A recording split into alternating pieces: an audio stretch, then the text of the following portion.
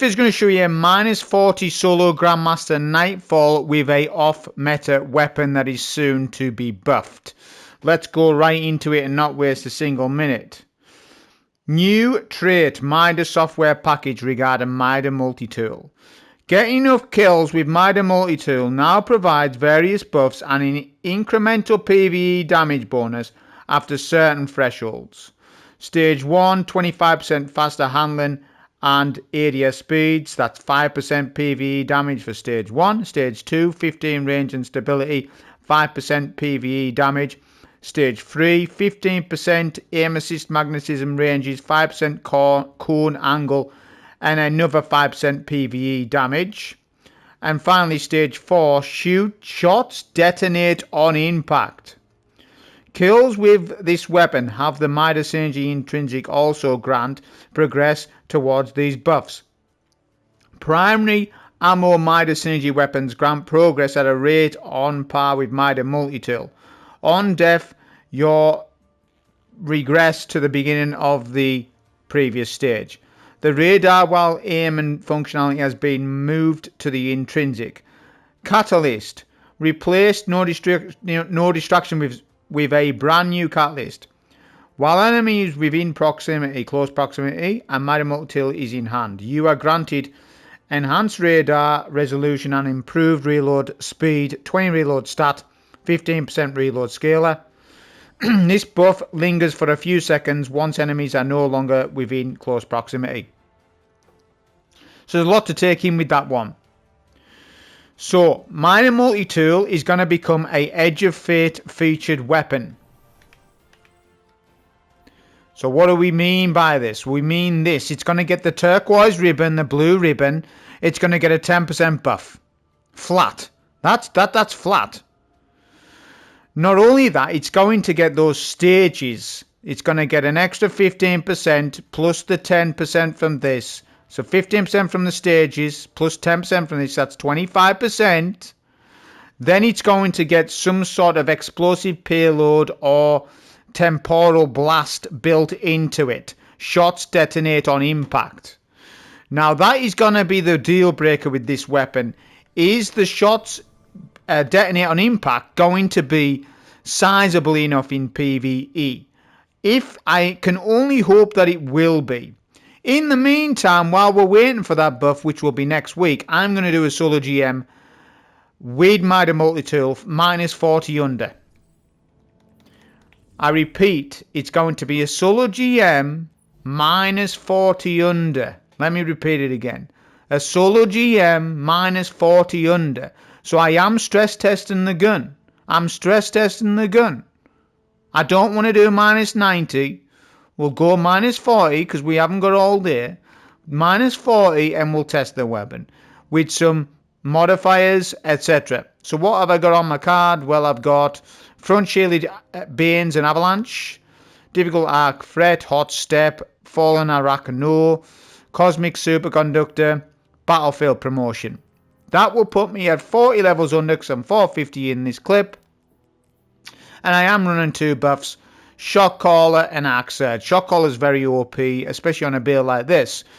So with the MIDA multi-tool buffs, it is going to be usable on single target damage builds. You know, your Warlocks, Ball Charge Titans, Hunters, well, I don't know really. Can't think right now about Hunters. But ultimately, if that damn impact damage it says on the buff is enough, it's going to be more than usable because it's a kinetic weapon, exotic primary, and it takes advantage of the origin perk TechSec. This does massively increase the amount of kinetic damage to combatant shields, overshields, vehicles, and constructs. The 4-piece adds concussive rounds, which disorients enemies as well. So you can really build into kinetic damage. Not only that, they are making hazardous propulsion a Edge of Fate exotic armor piece, so you will get more damage resist when we run hazardous propulsion next week. And the kinetic Exodus rockets are counted as kinetic because it particularly tells you that, which means it takes advantage of the TechSec armor bonus. So it's very nice to run this. Now, that's what the build is, the stats. High-ish super, but I don't care too much about it. I want high class and as high weapon stat as I can get. I'm rocking tier 4 tech sec because tier 5 tech sec is out of reach, and this will need to be refarmed this set when we get to 500 power, because that's when tier 5 tech sec is unlocked. But for now I have to rock tier 4. I know that you understand that. Here's the armor mods. I won't go through it too much because there's a dim link. Just know that I've got a weapons font, so it's just a weapons font with an elemental charge because I get ionic traces. Double arc resist to defend against the resistance mods, and just honestly, it's just really down the line, this build. It's all about weapon stat though. Creeping that weapon stat up as much as possible so that we can soften the blow on MIDA multi-tool's weakness of damage right now. But like I say, it's going to get a good buff next week. We'll have to see exactly how it is. Other weapons I ran was this Arc Mountaintop, Reconstruction and Reaper's Teeth. We'll call it Reaper's Teeth. Honestly, it's an unbelievably perk this. This is the best perk combo you can get on this weapon, in my opinion. I'm running a boom slang with jolt and feedback because there's overload champions. Always put Vanguard Determination in all of your weapons if you're running minus 40 Delta GMs, if Vanguard Determination is on the weapon itself.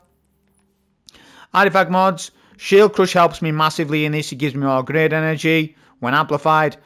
Elemental Coalescence is very good because I keep getting Ionic Traces to get Elemental Charge to get a weapons font.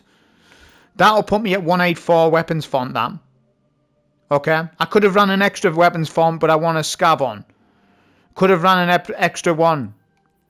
Although saying that, I would have to then reduce this, do you see? So yeah, just one's enough. That's fine. One is enough. Okay, so Artifact. And then finally, we're rocking Fists of Havocs. Don't need T-Crash in this, in actual fact. Rally Barricade, Seismic Strike, Pulse Grenade, Storm's Keep, Knockout, Fragments Was, Resistance, Shock, Focus, Frequency. And just one last reminder, as I say, I am stress testing the gun right now by doing a minus 40 solo GM. That's actually quite a longish GM as well once you scale it up. With some negative mods and stuff. Especially if you go to minus 50, minus 60, the GM can turn into an hour in actual fact. So, we're doing it minus 40, middle ground, you know, with MIDA multi-tool build, with TechSec. So as we start the run, we're going to pull out a skimmer and go to the back of the map and kill the Overlord champion. In this run, I kill every single champion and kill every single ad apart from the opening section. This is the only part of the run where I just choose to skip the ads. The rest of it, I kill every single ad. Alright? So I'm going to stun this Overlord with my jolt and feedback boom slang. Then I'll whip out a bit of the Arc GL. We'll proc Shock Caller right hand side. Look at right hand side. I don't know why the buff's on right hand side, but it is. So when Shock Caller procs on right hand side, I get a buff to special and heavy. Which that just requires a crit with a primary, which I'll get that via MIDA multi-tool. But we are going to see what it's like in terms of, like, you know, usability from range and damage it does. On red bars, it's 2-3 shotting them. So on red bars, it's doing the business just about. If I was to sort of rate it, at least it's doing that. Which, remember, it's going to get the buffs. Yeah. Next week, it's going to get the buffs. Exodus Rockets times 5, look at the damage. We instantly break that shield, which we will because of TechSec. TechSec's basically buffing MIDA multi-tool to do that damage. 2 shots, and you get the concussive blow and all that stuff. So we melt that Barrier Champ, that's good, top marks. It does the business because obviously it's Barrier Scout. I've got a super to burn, so I'm going to use it. This is why we don't run T-Crash, because I think Fist speeds this run up, because if you are just wanting to kill all the ads and get a score, then Fist is a little bit better for ad clear.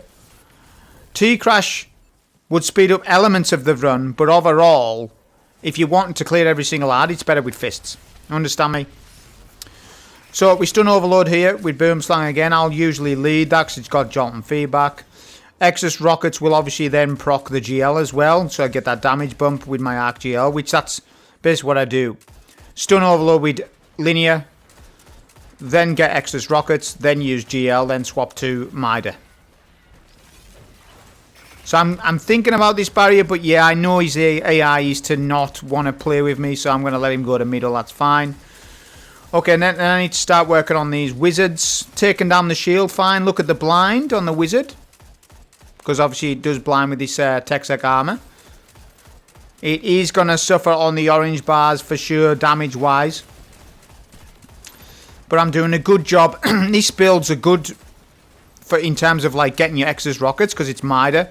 You keep getting your crits, so you're going to get Exodus rockets quite frequently with this. So I use a super here to clear out the red bars. This super is on for red bar and orange bar only, which in Devil's Lair it's very ad dense. Lot of red bars, lot of orange bars. So I've spec'd for that. Whereas for champion damage, tank damage, and boss damage is all coming from my GL, from Exodus rockets, etc. and Shock Caller. Barrier in middle, the one that ran away before. So I'll start dealing with him now. Look at that with Shock Caller. Immediately kill the barrier. Leaving the barrier up's not a bad idea, because the barrier and Overload will fight, giving you a lot of respite. Yeah. In actual fact, Devil's Lair is a very good farm. Not on this card, it's not a farm, because if you're doing -40, you're not going to be farming it like that. But if you do a card at power and you're clever, you'll be able to do this in 10 to 15 minutes on a solo. But that is a video for a different day. Right now, I'm stress testing MIDA at -40. I'm noticing people are craving more -40 content, and that's why I'm doing the -40 content. When conquests are repeatable, everything, the goodness is restored. Because right now, there is no conquests. Once you've done them, you've done them. There's no content for me to. There's no content for us to make, really, apart from customized GMs. But customized GMs aren't really killing it. I'll just be honest. They're not killing it for content. We need fixed mods. We need fixed conquests, fixed GMs with fixed mods, so that everyone's on the same page. So when they solo a mission, they don't have to pick the mods. The game's picked it for them. So then there's no arguments then. There's no, oh, well, you ran this mod and I ran that mod. Well, you know, there's none of that. That's why Conquest next week coming back is a big deal. And it's going to be Ultimate Conquest as well, don't forget. Okay, so middle, I'll get a good pulse grenade and then I'll turn behind. Look at the Exodus rockets. It just deals with all those ads coming out the door there, which is nice. Shank phase. So after every phase, you'll get shanks, which I'm prepared for. So your understanding of Devil's Lair, the better that you know about the spawns, the easier that it's going to be. Because despite Devil's Lair being an old strike, they reworked it in Beyond Light, but they've done a good job of it, man, because they made it very ad dense. And even with the builds that we've got now, it's a good little testing ground for builds, because it's very ad dense. So I do like Devil's Lair in that perspective. Okay, so second phase is wizard phase, and you want to get rid of these wizards as soon as you can. So I pop a super here. We've got a super prep for it. Although one of the wizards is behind the door. I think I've locked them in or something. So that super's not the best, but if we can at least get rid of some of these wizards, it's a beneficial gain to that. Okay, front shielded. If you do pick front shielded Banes, barrier rounds penetrates front shields. Now this sniper's just going to keep trolling me. I know it. He keeps going behind cover. This is why we stand here. Watch this damage. Pulse grenade goes in. Barrier champ. Instant shield break. Good. Another Exodus rocket.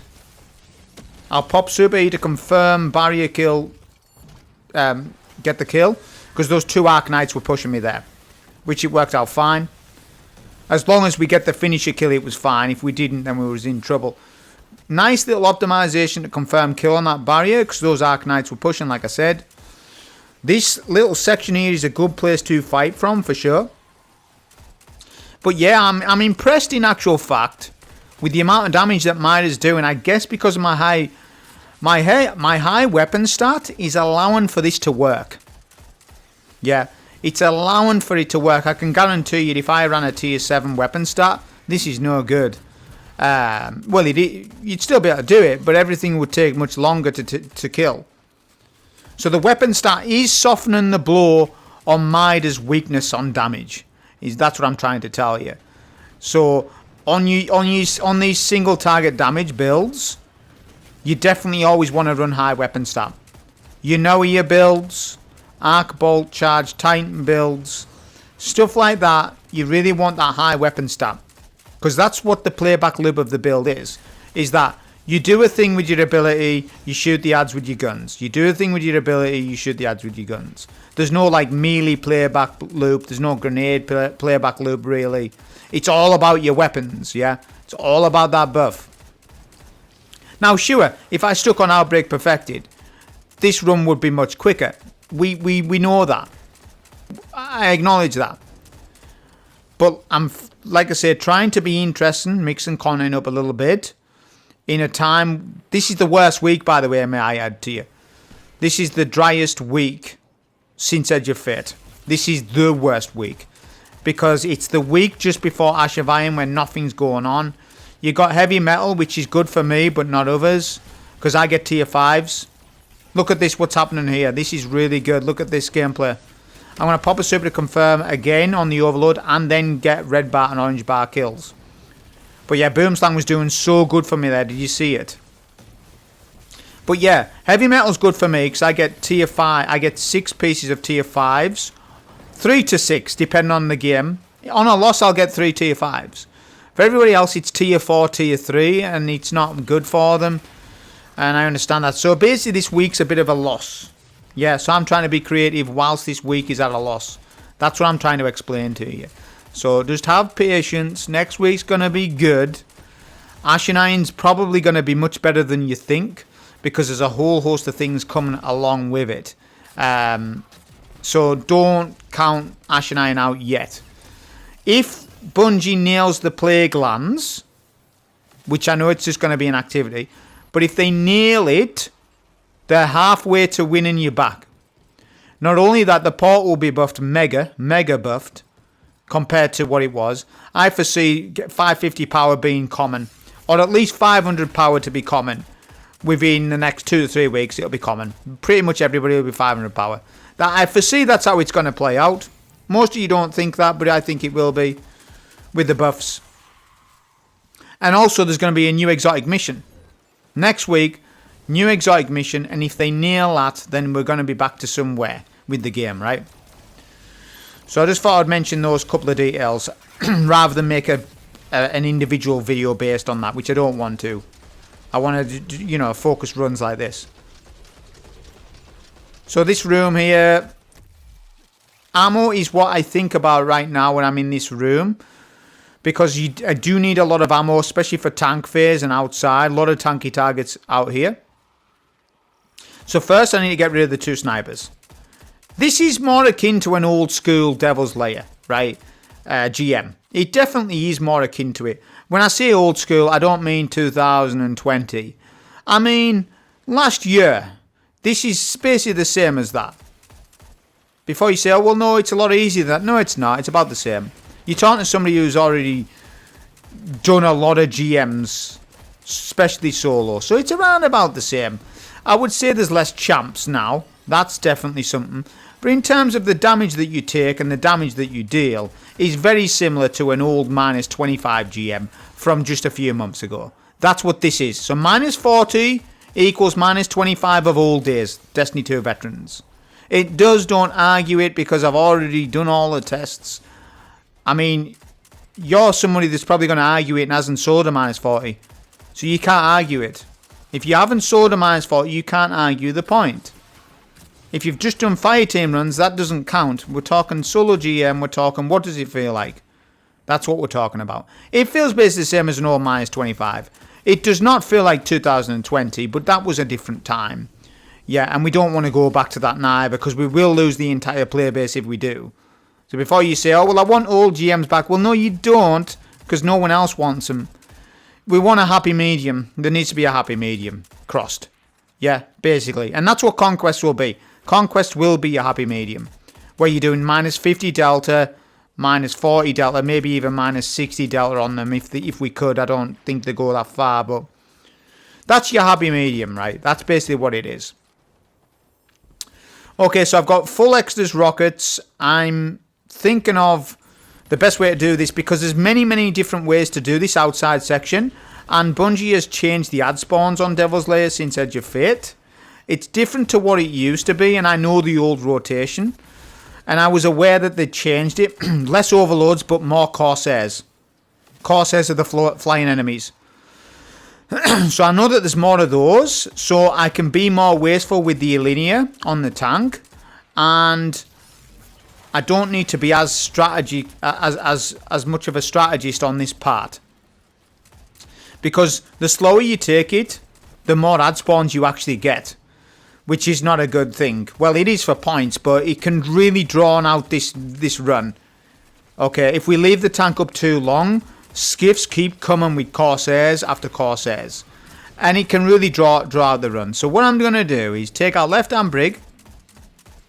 So I'm doing with left-hand brig. I could super, but the super's no good for brig. Fists is good, but not for brig.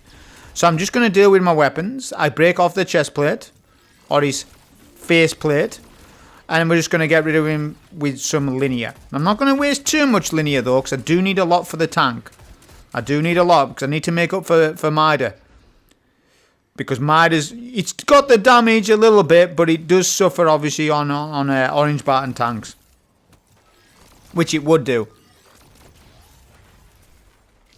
Okay, this is what I was wanting, this overload to push. This overload always pushes here.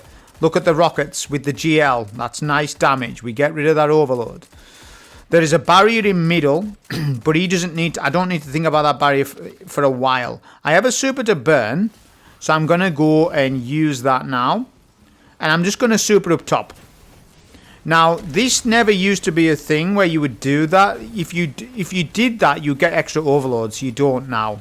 It's all different now. It's a little different. With the Corsairs. The Corsairs replace overloads, basically, which I don't know if that's a good thing or not. It kind of is. They can be threatening, but they can also be taken from a distance and dealt with quite easily. So, you know, I don't know how I feel about that. I think there should still be more overloads. Maybe there should have been overloads and Corsairs. A mixture of two. Like much more overloads, because there's not that many. Right. Shock collar's procking on right hand side. Tank is a 3rd HP. If I deal with the rest of the section, it's going to really slow up. So instead, I'm going to do tank damage to speed up this run a little bit. Now, my reticle is slightly, like, it's been a little annoying that. Because the tank is in an awkward sort of section there, I'm not getting the crits I want. Which is a little annoying there. So I'm not getting the full amount of damage I want. But that's alright. Because we've done enough damage to sort of get by. My goal is to get the tank one shot, but not kill the tank.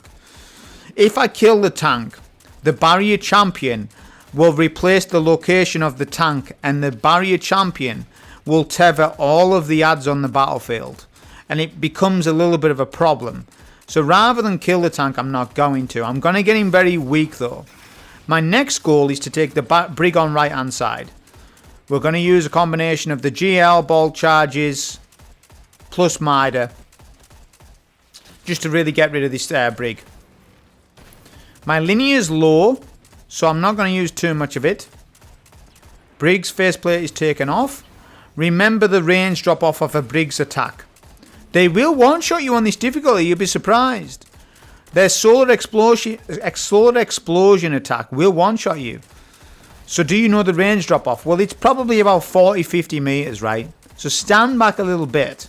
You don't need to be too close to them unless you stand in a particular way where they can't attack you. That's it, Brig's taken care of. Ammo on the floor. Tank is one shot. Or will be one shot. I'm actually going to break another leg yet. And farm up another super. Some snipers left up as well. I can get the crit from back here as well, because the first 2 legs have been broken off. But the back leg hasn't, so I'm going to break a back leg. This again is where we're going to suffer. Hopefully the explosive payload damage next week will make up for MIDA's damage.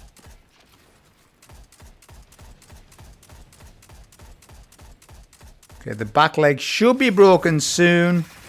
The excess rockets, so I'm farming excess rockets off the tank and it's dealing damage to the adds below, which is nice. Okay, the tank opens up. And I believe, actually, I think I do end up, no, I do leave the tank alive. Yeah, that's right. Yeah, I do end up leaving the tank alive. I'm right. I was worrying there for a minute. I thought I was going to kill the tank. Like I say, the reason is because of the barrier champ. So now I can get rid of that barrier champ because he'll become a massive problem later on if we don't deal with him right now. So I've got to push up a little bit, but there's all these invis marauders, corsairs. So I'm going to start thinning the herd a little bit. Plus I've got a super to burn, which I can use at any point. Actually, I'm just going to use it now, it looks. So actually what I'm deciding to do is get rid of the tank now. Because I figured that there's not basically any more adds to be left alive. That's it. So the super doing a decent job there. And the champion is wanting to actually go middle. So it doesn't work out exactly how I said I was going to do it. But the champion is actually looking to go up that hill. But I melt him before he can do that. So that works out. So we're 20 minutes in and this section's done, which is not bad for minus 40. We're doing all right. Especially the fact we've got MIDA on, you know, we're off meta. Look at those excess rockets melting those corsairs though. It's fantastic for that. Now we've just got a final overload at the back. And just a couple of scrap fallen here.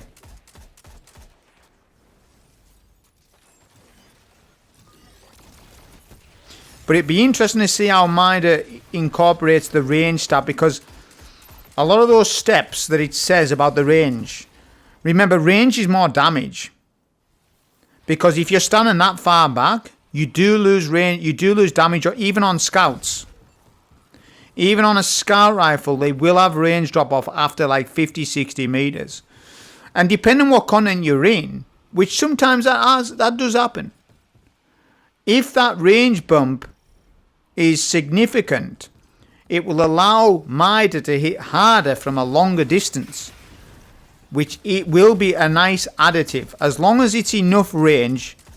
It was plus 15 range or whatever it is, but as long as that equates to enough meterage where MIDA then's just hitting from all ranges, then it would turn into a mini Xenophage. Technically that's what it would turn into.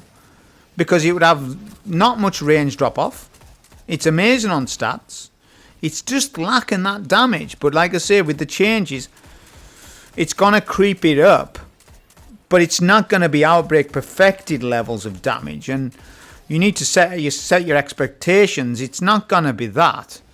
And it's not going to be Dead Man's Tales damage either. But it's going to be somewhere, you know, close-ish to a well-rolled scout rifle and above. It's going to do better than a well-rolled legendary scout. Is MIDA. That's how good it's going to be, basically. But we'll see exactly. That's just my guess. We'll see exactly how it turns out next week.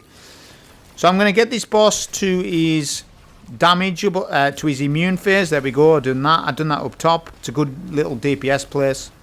Now I'm going to use super here because I want the points. I'm going to clear out all the adds. I'm just going to clear out all the adds. So this is a good fist. This is why I run fist, because it just it controls the entire battlefield basically. On the captains and stuff and blinding them, etc. I've got excess rockets. So what my strat here is to keep farming excess rockets, then go to middle and pop a barricade. Not middle, but this doorway. Yeah, there is exploder shanks and they do one shot on this difficulty. I've tested it, they do. So you've still got to be careful with them. It's doing good work on the Shanks mine. They're minus 40 GM Delta Shanks. And Shanks can't be crit. So for MIDA just to two tap a Shank like that, it isn't half bad. And if you envisage the buff and think about it visually in your mind on what damage it'll do, it'll be pretty sizable. You can already sort of paint a picture of what it's going to be like. At least I can anyways. Maybe it's just me that can do that, but I can. So with the damage I'm doing now, add 25% to it, add explosive rounds to it, or detonation damage, boom. That then has cascaded this weapon from a non-use weapon to a somewhat useful weapon, probably.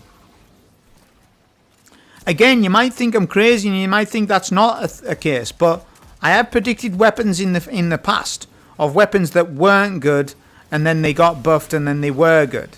This has happened multiple occasions over the time I've been doing this. So we'll just get rid of these servitors now, of course. Which they're freaking out in middle. I'll use my Exodus rockets on a promoted servitor in middle here. I've got a super. My ammo's really good for linear.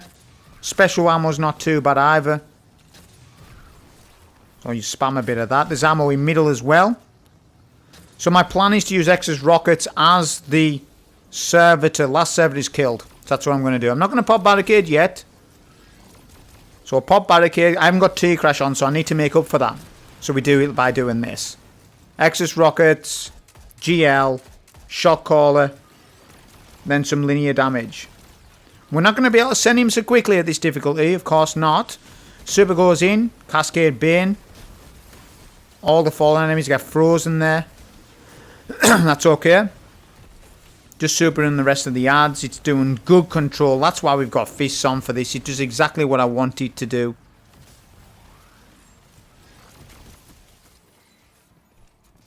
And now I can start DPSing the boss again.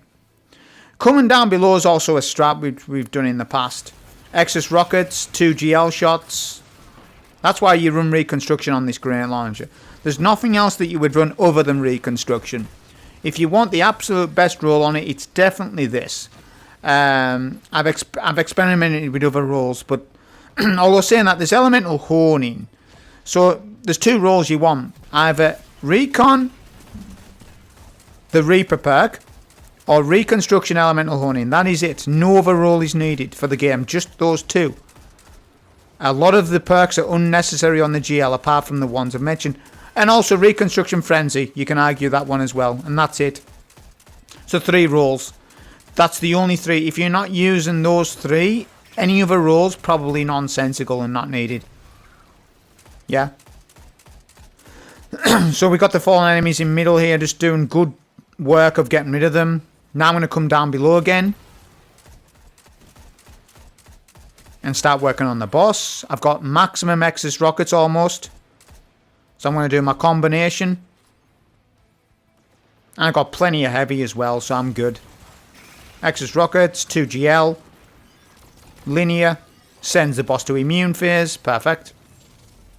Now I didn't know if there's going to be overload champions on the final phase like there used to be, but there isn't. The overloads are replaced by Corsairs, which I didn't know at the time.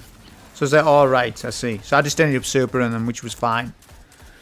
Same thing, I'll start working on some of the servitors, but I'm going to super because I've got it to burn. So I'm going to use a super on the Corsairs when I see them. There we go, he's showing himself to me. Super goes in. I don't know what's going on. We're shoulder charging him to the next dimension, look. He's finishable though. 2 Corsairs. 2 Corsairs, but I've got Exodus rockets to finish him off.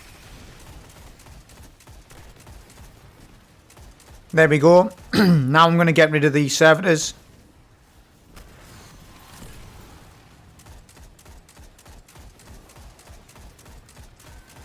Start working on the fallen enemies, because that's what can hit you at this doorway a little bit.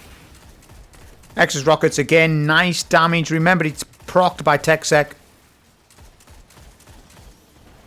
Promoted ads in middle. I've nearly got a super as well for final phase, which that's what I want. So again, we're not skipping the ads. Well, we're killing them within reason. Just so we get the score that was indicated, which is B+. Just so that we get the score that was indicated on the run.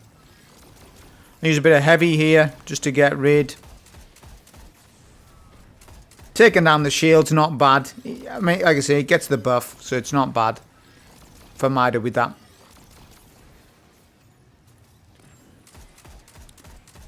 I don't want to use excess rockets in the building, because obviously I'll lose them, so I'm not going to pop barricade here. I'll just get rid of the servitor, then send the boss. Then I can super, get my points off the ads, and then we can kill the boss.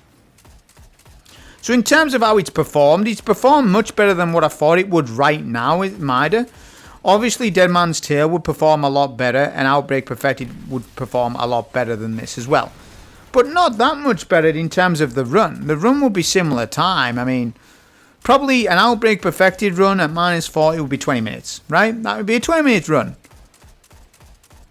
This was a 28-minute run, so we're losing 8 minutes because we're using MIDA, which isn't a lot more time. Don't forget, Outbreak is meta right now. Absolute meta. MIDA is not meta at all in any shape, really. So the fact that we're doing it in 28 minutes rather than 20-minute run isn't half bad, you know. We use a super here to clear out the rest of the ads. Look at that, we have a moment. We have an absolute moment. He never used to do that on the Farm Face, did Sepix. This is a little bit of a change. So yeah, there's a couple of stragglers at the end, but we've cleared out the ads, so I'm just going to get rid of the boss. That was a solo GM at -40 with MIDA. Performed actually surprisingly better than what I would have thought. Next week, though, it's to be tested and looked at on this weapon with the explosive detonation damage it's going to gain. Hope you enjoy. Thank you.